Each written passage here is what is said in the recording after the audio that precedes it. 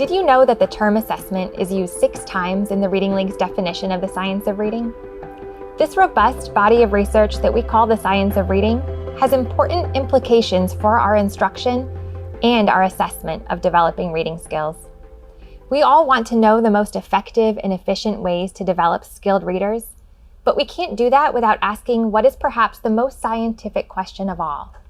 Is it working? That's the power of evidence-aligned assessment. It moves our focus from teaching to learning. Did the students learn what I taught today? Who is on track for reading proficiency? Is this group closing their skills gaps with this intervention?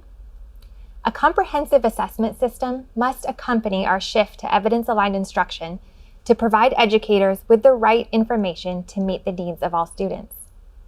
In building this comprehensive assessment system, we need to make careful choices in reading assessment because we don't have unlimited time or resources. Every moment of assessment is a moment away from instruction. And so we need to be precise with identifying when assessment is needed and then selecting the right tool for the right job. I want to start by acknowledging that you likely already spend a lot of time assessing reading. There are often required assessments at the state and district level, as well as assessments embedded in the curriculum you are using, and still others that may be part of your MTSS process. Sometimes I sense that assessment feels like a burden to educators. There are so many tests, and sometimes the data I get isn't useful for planning instruction. So what's the point? From my perspective, this happens most commonly when there isn't a clear plan for assessment and when an assessment is not a good match for the question that we're trying to answer. This quote by Farrell and Ashby, for example, points out that we have many assessments to measure reading comprehension, as it is our ultimate goal for reading. However, when a student performs poorly on a test of reading comprehension, it may be for any number of reasons.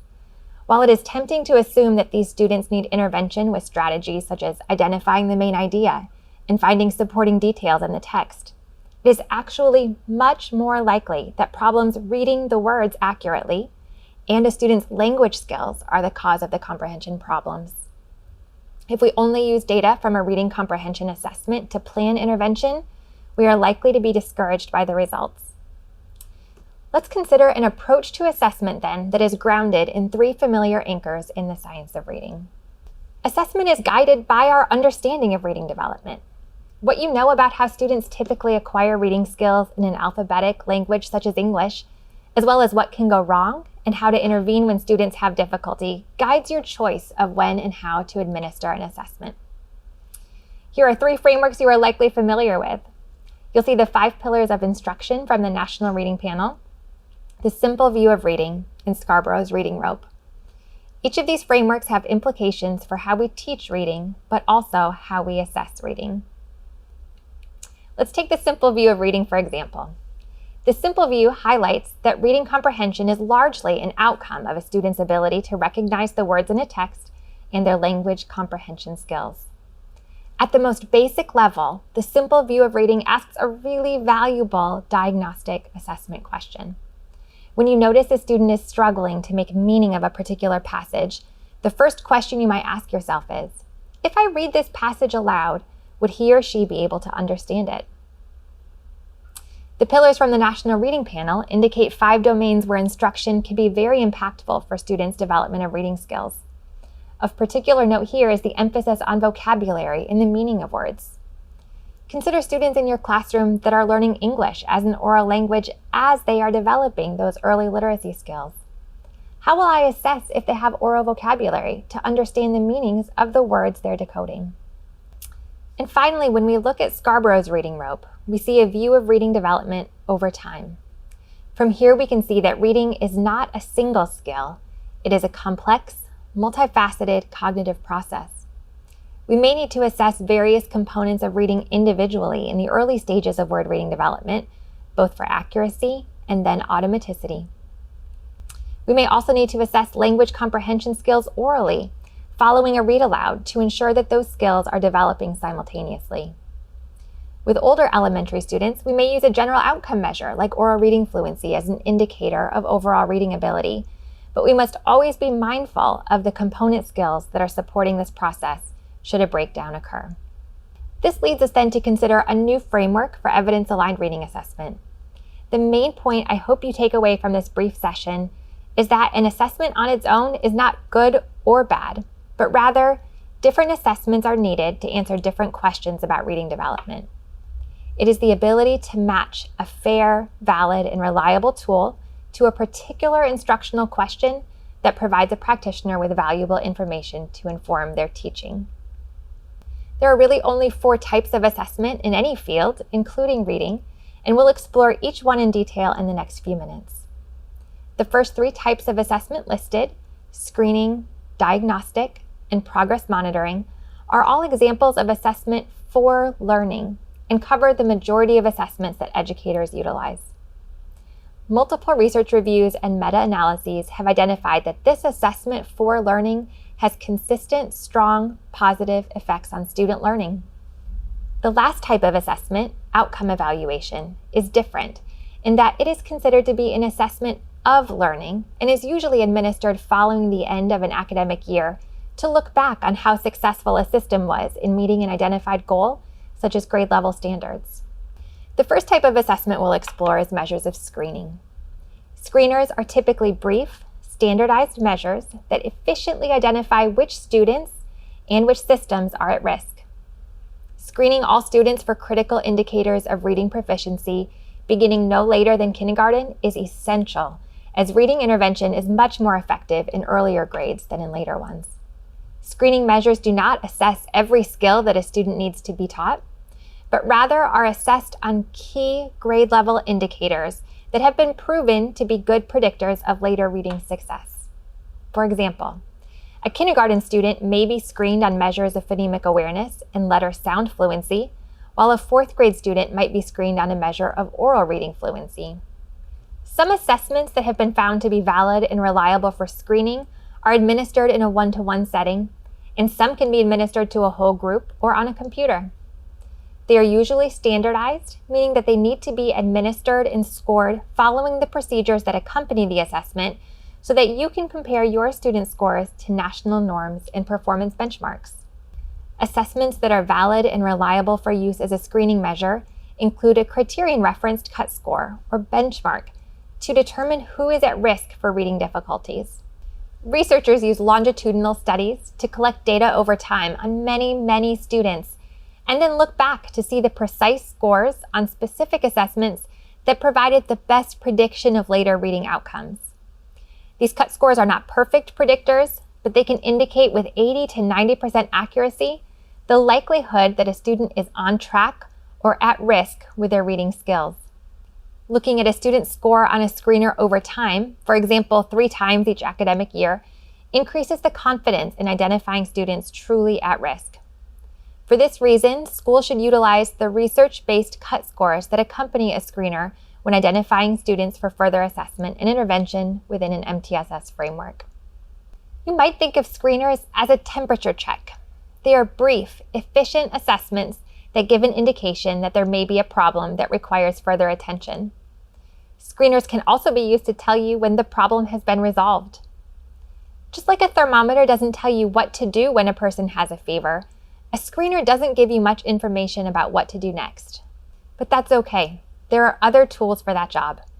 Screening measures serve a very important purpose in your comprehensive assessment system. They identify which students and which systems are at risk and give some indication of the severity of risk. A school might use a screener to triage students that need mild or more intensive intervention. We might also use screening data to look at the number of students at risk in a particular classroom, grade level, or building and allocate resources accordingly. Universal screeners do a great job at what they are designed to do. But if a student isn't at benchmark on the universal screener, the work is not done. We need to find their specific skill gaps, and that can't be done with a universal screener. That's why diagnostic assessments are necessary. Diagnostic assessments, then, are administered when additional information is needed to better define what specific skills a student has mastered and what specific skills need to be taught next. The term diagnostic should not be confused with identifying a student with a specific disability. Instead, diagnostic assessments are intended to diagnose the skill deficit and inform next steps in instruction. While screeners are administered to all students, diagnostic assessments are only administered to students that have been identified at risk. Diagnostic assessments are longer and more in-depth than screening measures. They are usually administered individually, and they're not typically standardized. They include inventories and survey-level assessments of reading sub-skills such as phonics or oral language. For example, a second-grade student with low accuracy on an oral reading fluency screener might be administered a phonics inventory to determine if there are gaps in her letter sound knowledge. A fifth-grade student with an at-risk score on a reading comprehension screener might be administered a listening comprehension survey to determine if he can answer comprehension questions about various grade-level passages that are read aloud to him. Within a high-functioning MTSS framework, it's possible that not every single student flagged at risk would need an individualized diagnostic assessment. For example, in first or second grade, you might have data from your universal screener to identify that the main priority for intervention for this group of students is phonics, and the phonics intervention that you use may have a placement test that determines the next sequence of skills to be taught.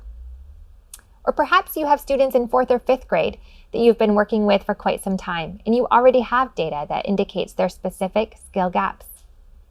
Because diagnostic data is time-intensive, it's important to reserve it for situations when you need to learn more about what a student can and can't do in a particular area to inform decisions about what to teach next. In this way, diagnostic reading assessments serve the same purpose as diagnostic medical assessments. Once a problem has been identified, for example a fever, further testing is needed to determine the treatment. A fever due to a virus or an infection require different treatments. A skilled practitioner utilizes diagnostic data to collect relevant information and determine the most likely course for successful treatment. This leads us to our next essential practice in evidence-aligned assessment. Utilize diagnostic data, not universal screening data, to group students and plan next steps in interventions. Let's pause for a brief review. First, we screened all students in the elementary grades to determine who is at risk for reading difficulties. Then we administered diagnostic assessments to assess relevant sub-skills of reading to help us form intervention groups and identify what those students already know and what we need to teach next. Now, we're providing high-quality intervention alongside of a strong core curriculum, and we want to know, is the intervention working? Are these students making enough progress in their reading skills, or do we need to adjust the intensity of this intervention in some way? Progress monitoring assessments help us answer these really important questions. Students identified as at risk for reading difficulties do not have time for a wait-and-see approach. Because intervention is significantly more effective the earlier students receive it, it doesn't make sense to wait half of an academic year for the next district formative assessment to find out if this instructional plan has been effective or not. There are two types of progress monitoring measures educators can use to guide their instructional decisions. The first type is called content mastery monitoring, and it's a short-term check on how the student has mastered a specific skill focus of a lesson or a unit. This type of data is helpful to the interventionist because it yields precise information about a skill and will inform the types of instructional adaptations necessary to improve mastery. For example, if a student has been taught and practiced a specific letter sound pattern this week, an interventionist might ask the student to spell a few words that contain that pattern at the end of the week. If the student is not successful in applying that pattern in their spelling, it may signal a need to revisit that skill frequently over the next days or weeks for additional practice. An intervention might provide this type of assessment weekly or bi-weekly within the lesson plan. Different content mastery assessments may be administered individually or to a small group and typically take only 3 to 5 minutes to complete. These short-term, content-based assessments are valuable, but they don't effectively answer a broader and very important question. Is the student becoming a better reader? Did they retain what they have been learning over several weeks, and can they apply it in new contexts? To answer these questions, we must also utilize a general outcome measure, often a curriculum-based assessment. General outcome measures assess progress towards long-term, end-of-year goals. They are very brief usually just 1 to 3 minutes, are standardized and are highly sensitive to detecting growth. This means that there are multiple assessment probes used to measure progress that have all been thoroughly validated and demonstrated to have equal levels of difficulty. So progress monitoring can be done regularly, often weekly or bi-weekly. Student growth is graphed against time to determine the rate of learning that has occurred during intervention and how close a student is to reaching a meaningful goal. Some curriculum-based measures, such as oral reading fluency, have been found to be valid and reliable for use both as a universal screener and as a progress monitoring tool. These two types of progress monitoring can be seen in an analogy of the long-term goal of losing weight.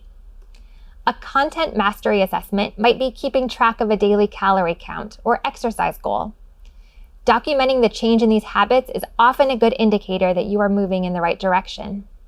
However, the long-term general outcome measure of standing on a scale and recording a change in weight is the most reliable way of knowing how close we are to reaching our goal and if the intervention is working.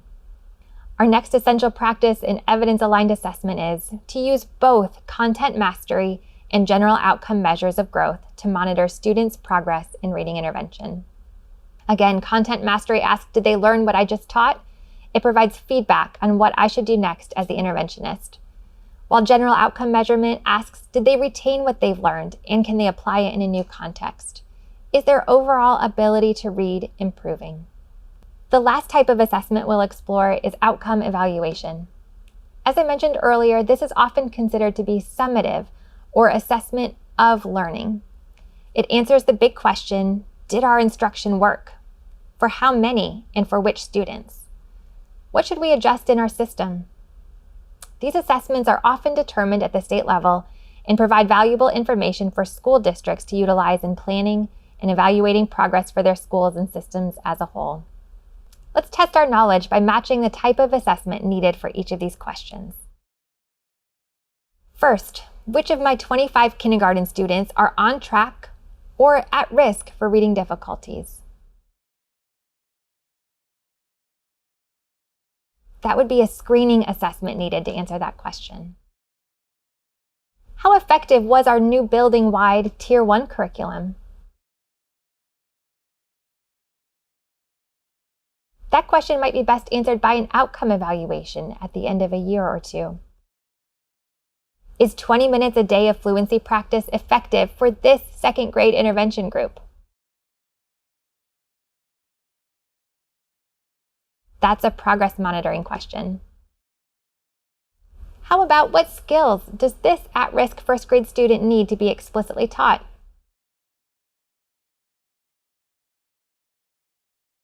That question is best answered by a diagnostic assessment. And finally, how should I group these students in my classroom for intervention? That again is likely going to be best answered by diagnostic assessment. And so we have our final essential practice in evidence-aligned assessment. To be effective and efficient with your resources, you must have frameworks for reading development and assessment in place. Assess as deeply and as frequently as needed to guide instruction, but no more. Many of the key points from this session are summarized in this chart by Una Malcolm and linked in the resources section for you as a reference tool.